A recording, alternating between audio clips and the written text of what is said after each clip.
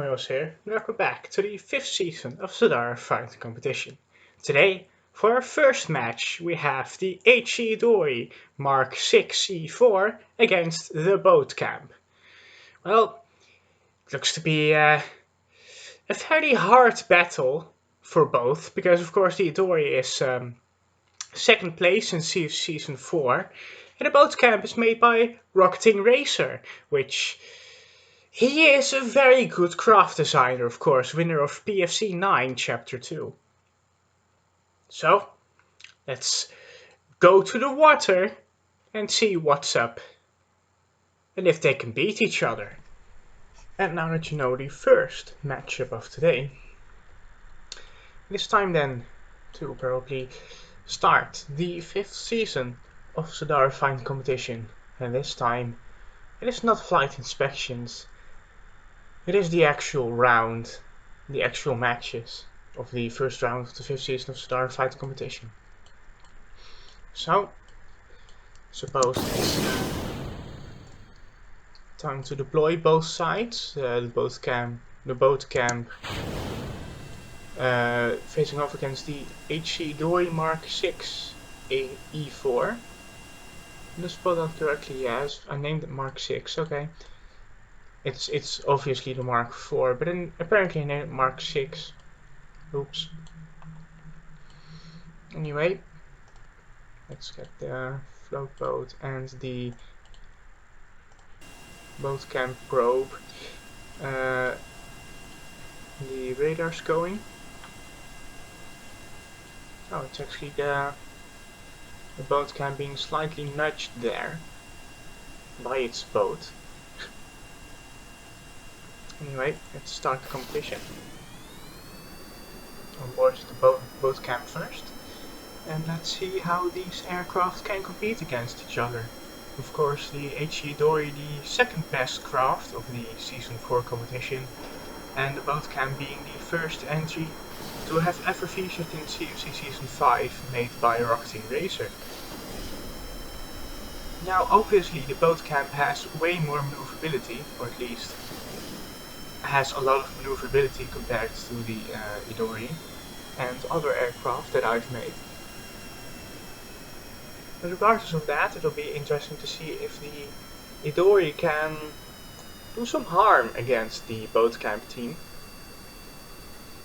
Of course, BoatCamp team sporting a Saturn engine, as opposed to the Idori's hideous amounts of Tiger engines.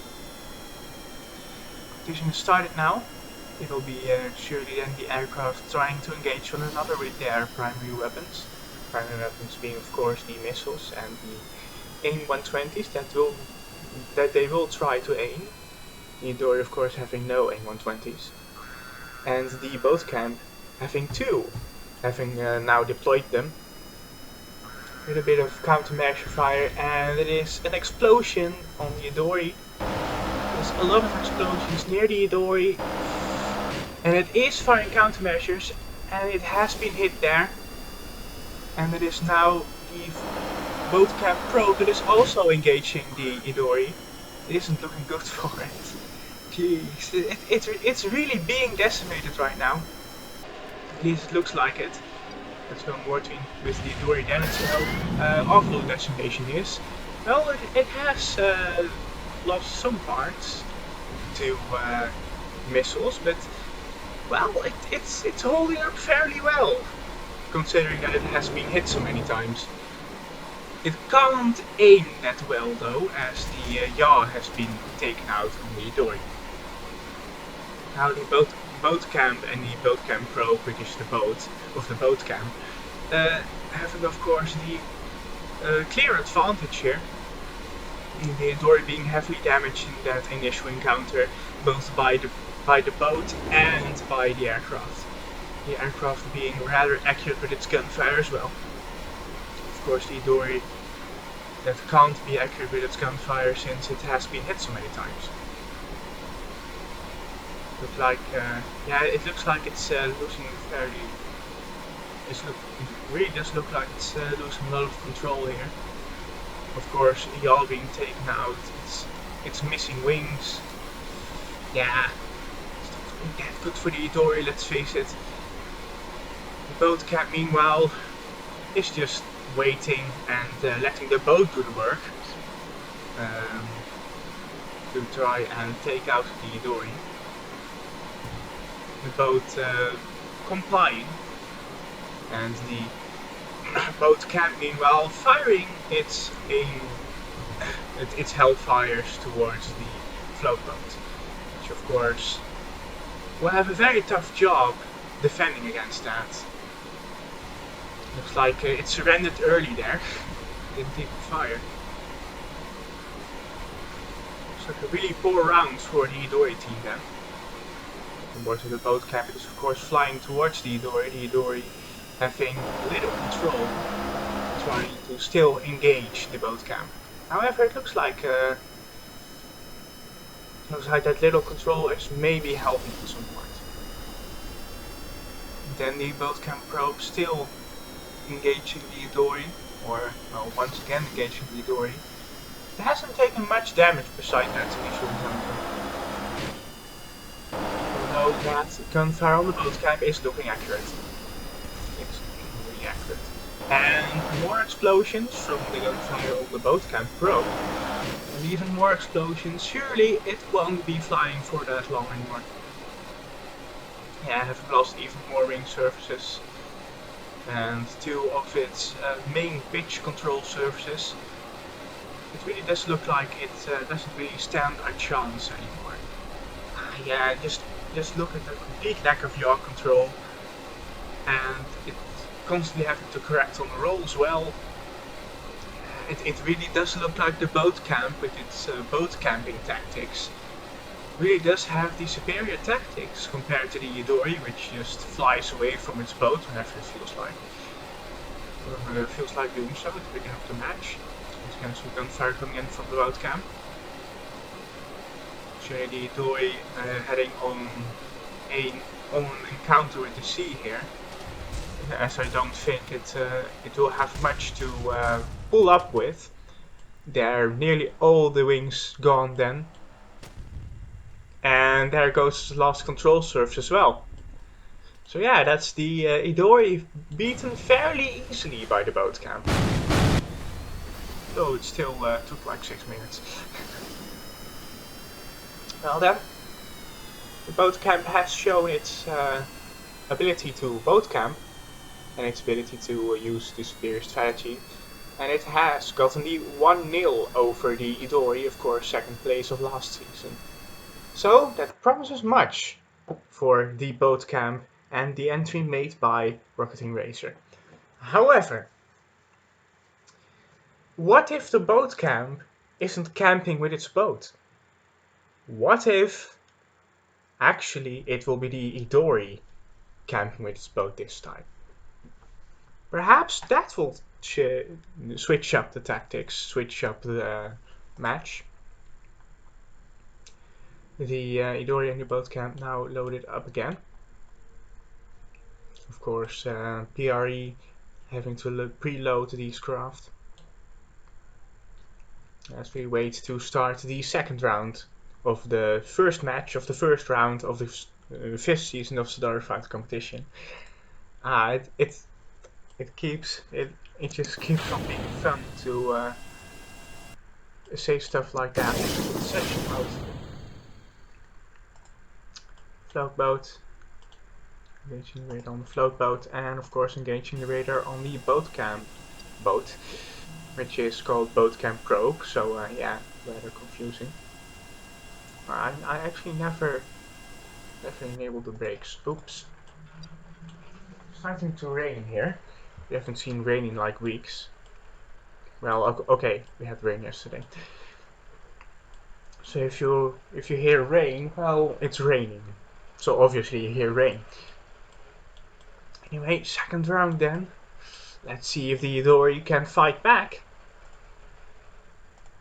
Let's see if the BoatCamp can repeat that very amazing feat of doing so much damage to that Idori. Everyone taking off then and taking off safely, no one colliding with the water. and absolutely bidding it on takeoff. Looking at it so far, he's already starting to separate from the boat camp, which is probably also separating right about now.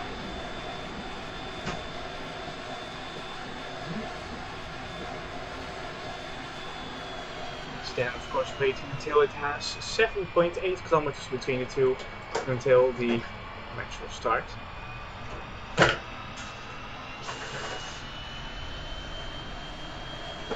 there we go, 7.8 kilometers, match started, and the guard mode enabled on both the boats. Let's see how the Idori does again, this time against the boat camp. So we're expecting an engagement range of around 6 kilometers, 4 to 6 kilometers. The Idori already firing some Hellfires, or rather choosing to fire the A9s actually, as it felt threatened by the boat camping a bit, and well, it really does have a proper reason to, because those A120s, while not hitting, surely doesn't make it dodge. And there of course goes the boat camp firing, and surely the boat camp boat will be firing shortly as well. The Idori having already been hit by some gunfire on that boat camp. And another hit on the Idori. Still hasn't hit the Hojoz S5, so perhaps it's looking good so far. We're going rather low here. A bit looks like it can't really compromise on the roll there. Boat camp already behind the Idori again. And the boat camp, does see that correctly? Was the boat camp already firing? I don't think so. Idori having selected its GAU 8 obviously, because it is in range of the boat camp, but the boat camp is behind the Idori. The Idori then being hit a lot by the boat camp gunfire, and it's completely decimated. Wow. Boat camp really impressive on that gunfire. How many missiles it packs, it doesn't really matter. I mean, if you allow it to pack more missiles, obviously it'll be even mortal. Let's see how the float boat does against the missiles then, which this time it will counter. Yet it doesn't counter them successfully. And as it explodes first time, and there is absolutely nothing left.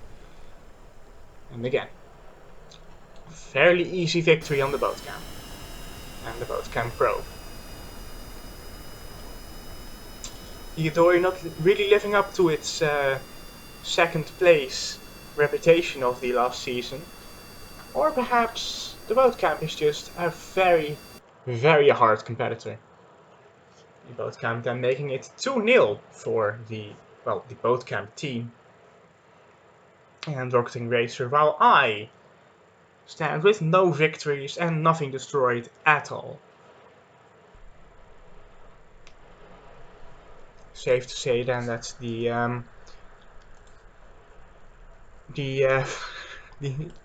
Idori and the float boats, well, they might have stood a chance against other entries, but not against the boat camp. As I said, boat camp then really looking like a very good entry.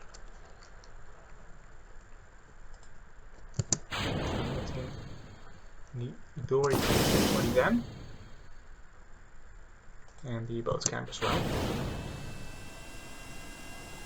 Okay, now I haven't enabled the brakes. I should enable brakes. The boat camp probe, enable the radar on you. And the float boat, also enable the radar on you. You will be flying with the boat camp, however, today for the third and possible final match of the further possible final round, the first match of the first round of Cedara Fight Competition Season 5. I will keep saying it like that. Of course, the boat camp really nearly grazing the water with its landing gear on takeoff every time. The Idori is choosing today to take off on a different side as compared to the BoatCamp, perhaps that could aid the Idori today. Or well, this round, as all these rounds have been filmed in one day, of course. Fairly fast flying away from each other then, as we are already starting the competition and both the dark modes have been enabled. And is the BoatCamp then preparing to fly towards the Idori, preparing to fire those AIM-120s and preparing to apply a very hard time to the Idori. And there go those AIM-120s making the Idori dodge and doubt whether it should actually attack the boat or the plane first. And there go both the AIM-9s as well, and it looks to be a hit, and a fairly heavy one as well, as already the Idori has been taken out on the initial encounter. Wow, this BoatCamp, man. Well, the Idori of course wasn't really made to dodge missiles, it was made to gunfight, which, as proven by this fight, yeah, it's not really that useful if you're only made for gunfighting as opposed to gunfighting, missile fighting, and then also ground target striking, as the BoatCamp has proven that the BoatCamp is clearly superior, and it has taken a fairly easy victory in 3 rounds. Congratulations then to Rocketing Racer for passing qualifiers and going to the quarterfinals of the 5th season of the Starfight competition. Next up then, well, what's up next? We'll have to check the matchup graphic, which you really like the matchup graphic. I like the matchup graphic. I really like the matchup graphic. Let's go to said matchup graphic then. For our second match today, we have the HZ Mini Schanik Mark III A3 versus the BoatFly by Willius. Of course, Mini Schanik made by me, and didn't pass on beating the Charmander in flight tests, whereas Willius did. So surely Willius will win this one with the BoatFly and the plane. Let's see if my prediction is correct. Next up then is blank versus blank, clearly. I mean, you can't see anyone here on the BTA Vessel Switcher, so yeah, nice. And it's actually the Mini Schanik versus the BoatFly, as you all know. And I don't know why the BTA Vessel Switcher is not recognizing the existence of the BoatFly and the Mini Schanik. Perhaps it will when I deploy them. And it will actually recognize the existence of the BoatFly and the Mini Schanik. Which, nicely done there. Anyway, if you're wondering who I expect to win and who I expect to lose, it's obvious that the Mini Schanik will be losing here, since the Mini Schanik didn't even pass the flight test against the Charmander. So, obviously, we should be flying aboard with the Mini Schanik first, since the Mini Schanik is here at a disadvantage. Competition then for the first round of the second match of the first round of the Cedara competition. BoatFly already has to be. Weird. Oh yeah, of course, it's landing gear. Completely forgot about that. Appears as though that Mini Schanik is flying towards the BoatFly. The BoatFly really not having any of that and turning away. BoatFly landing gear then having touched the sea. Here's the Mini Schanik turning around.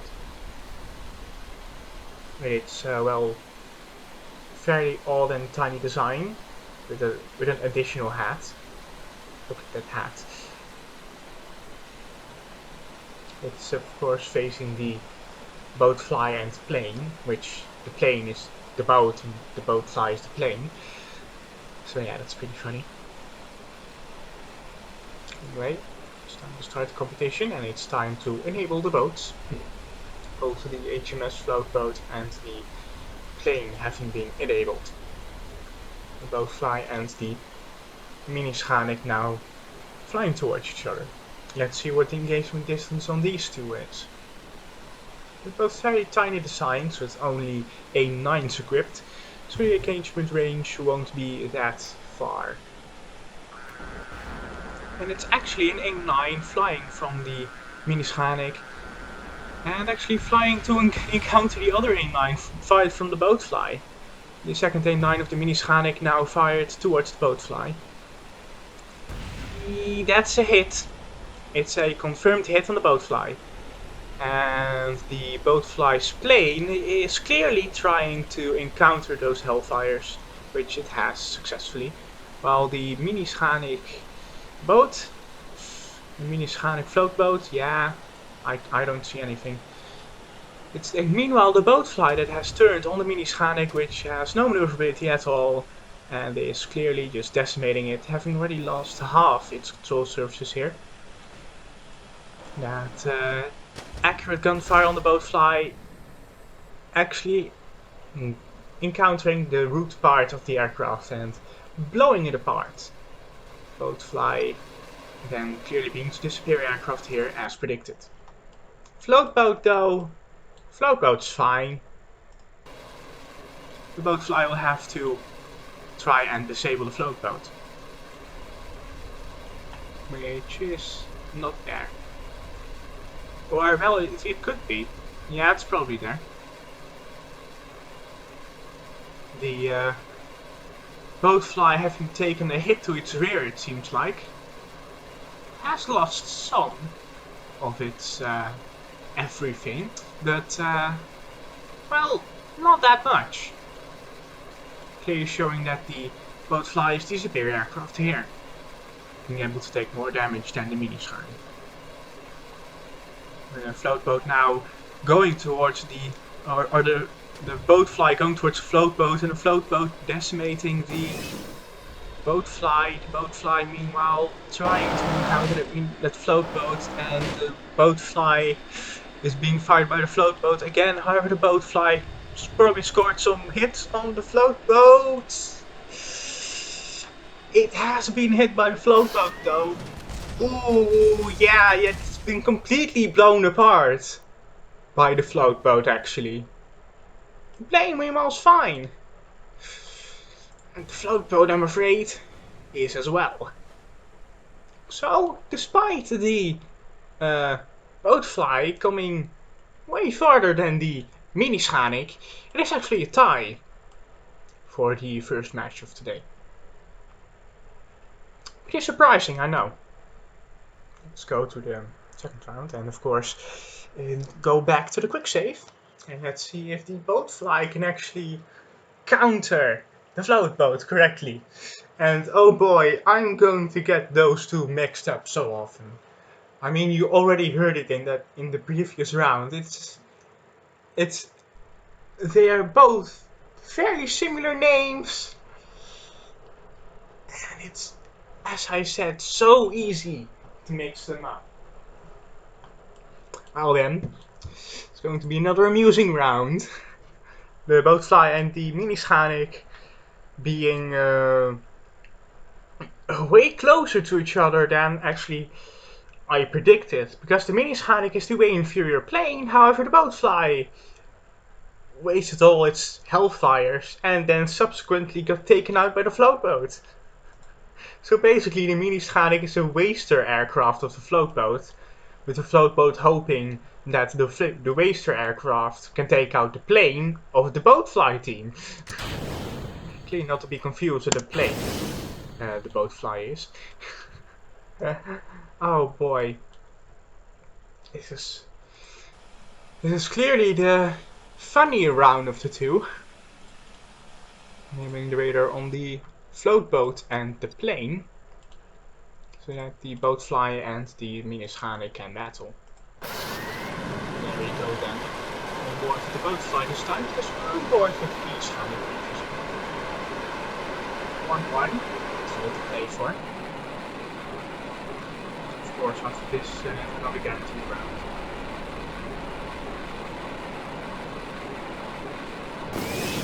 Float boat, or the BoatFly, oh I'm sorry, I already mixed it up again. The BoatFly flying away from the mini Schanik. Of course, it has float boat as its boat. Oh jeez. And to think that there are multiple entries made by me that have float boats. Oh, this is such a disaster to commentate. Anyway, less than a kilometer in it. Well, less than 2 kilometers. Now less than 1 kilometer in it. The float boat. Or the BoatFly and mini Schanik. So they now start in the competition. It's the BoatFly turning on the mini Schanik, which clearly has inferior everything. Let's see then how the BoatFly will handle the mini Schanik and its two very sneaky A9s. I did love that. It's basically they both took each other's A9s out. It's pretty funny. Two M9s then, coming from the BoatFly, heading straight towards the mini Schanik. Well, the mini Schanik actually fired a Hellfire, and is now only firing its M9s. And its M9s basically countered the M9s with the BoatFly. I'm sorry, again, I went there. And the BoatFly is now flying towards the float boat. Oh god damn it. Float boat now in range to fire, and it is firing on the float boat, on the BoatFly. Oh my god. Tongue twisters, major tongue twisters. And the BoatFly now firing some Hellfires towards the towards the float boat, which it's not countering yet. Oh!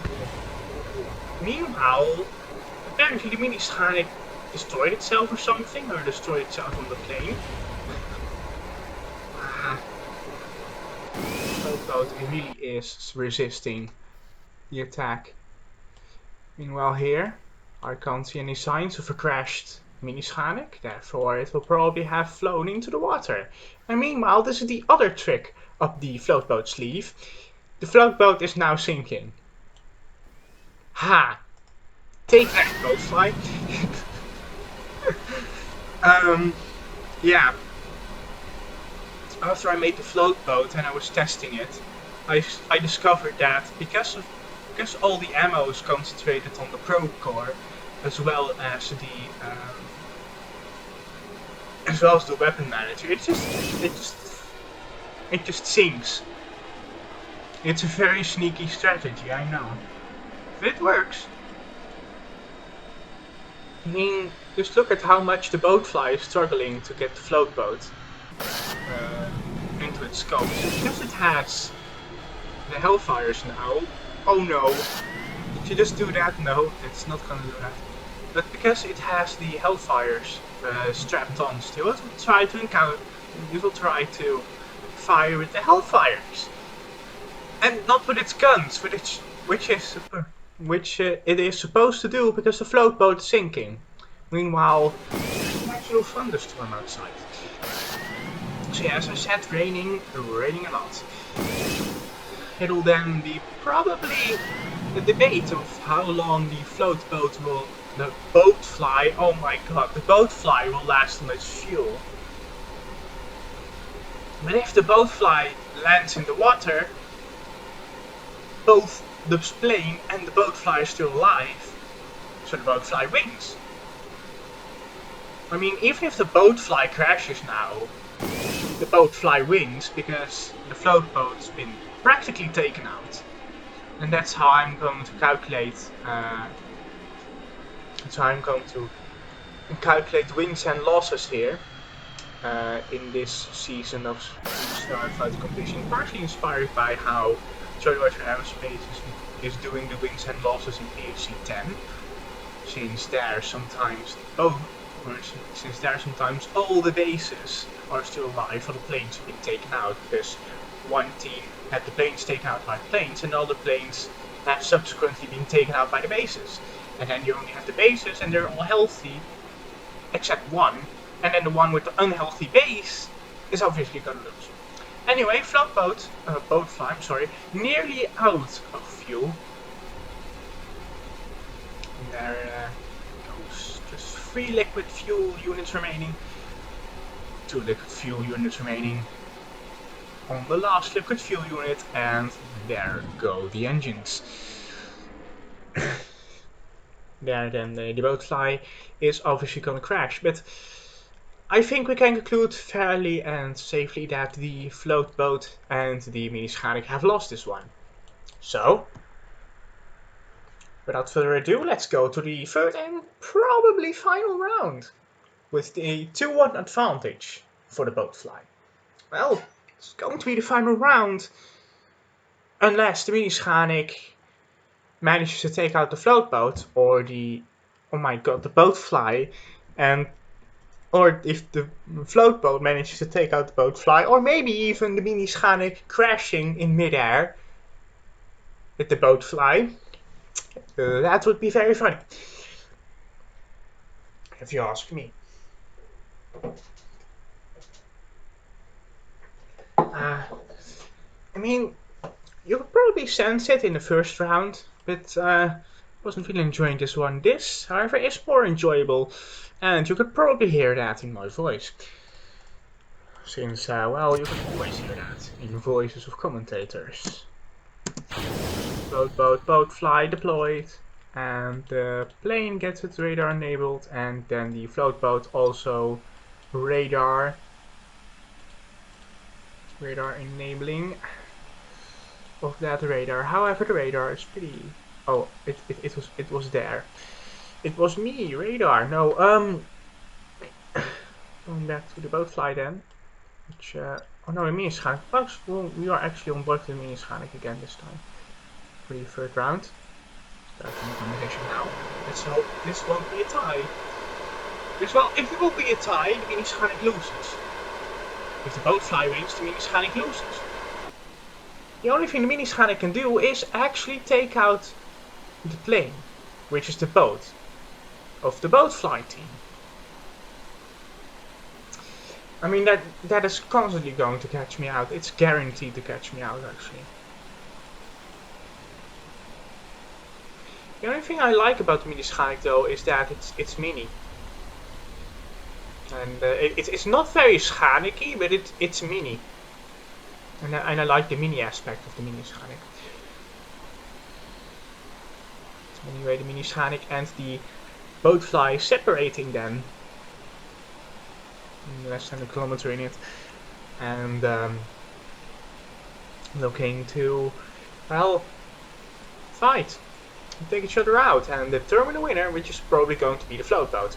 The BoatFly. The BoatFly. Oh my.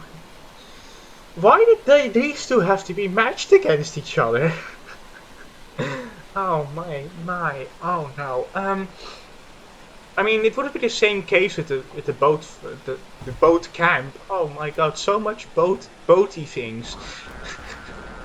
A9 deployed, and then it's going to fire that second A9. It's going to fire it right now. And the second A9 already having been fired on the BoatFly, of course, as well.